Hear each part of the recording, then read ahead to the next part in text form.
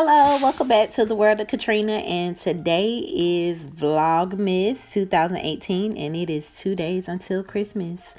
Today on YouTube, we are going to be doing a DIY memory tree, so welcome back. I purchased these ornaments from Dollar Tree, only $1, so really cute ornaments, very simple.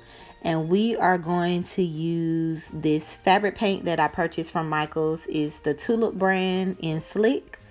The sales associate said that this was the best option because it gives you that raised effect when you write out letters instead of it being flat. So this is what we're going to use. Let's get started. I'm just going to write my mother's and grandmother's names here on the angel wings, and then we're going to let it dry. The instructions say it takes about 30 minutes. As you can see, the fuzzy part is falling off. You get what you pay for. It's only $1, so don't worry about it.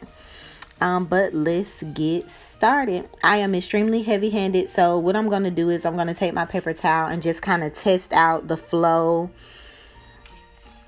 of how it comes out, because I don't want it to be too heavy to the point where it looks smudged. So I'm just going to test it out, and let's get started.